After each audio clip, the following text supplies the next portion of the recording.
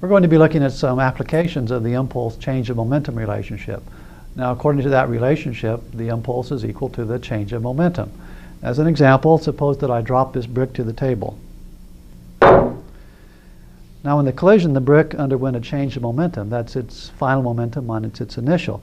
The final momentum is what it has now when it has come to a stop, so that's 0.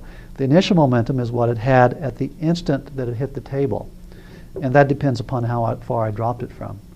Now, if I were to drop the brick on this cushion,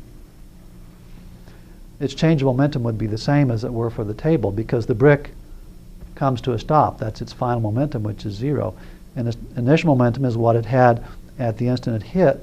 And if I drop from the same height, that's the same as it was for directly on the table. What is different in these two cases is the amount of time that the collision lasts. In the case of the cushion, you can see that the cushion depresses. You can see the cushion compress, and that takes more time than if I drop it directly on the table. So you can see what the purpose of a cushion is. That's the cushioning effect that you get, is basically it's increasing the time that the collision lasts.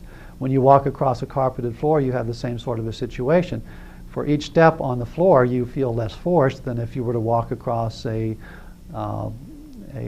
concrete floor, for example, because the duration of each collision is less.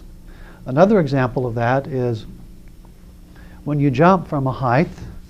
When you hit the ground, as you hit the ground, you always bend your knees. That's essential if you want to protect your bones.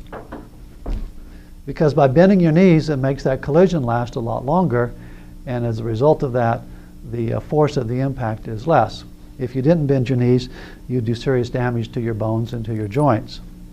Now, we can apply the impulse-momentum relationship to another situation where, in fact, we want to make the force as large as possible. When you pound a nail, you want greater force, not less force. When I drop the hammer on the head of the nail, the hammer undergoes a certain change of momentum while it's colliding, from whatever it had at the instant it hit to 0 when it comes to a stop. So again, that side of the equation is fixed.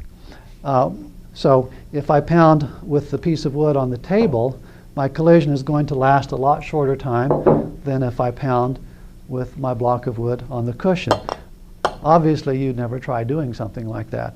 That makes the collision last too long, and so the force is going to be correspondingly small. You always have a hard surface underneath it.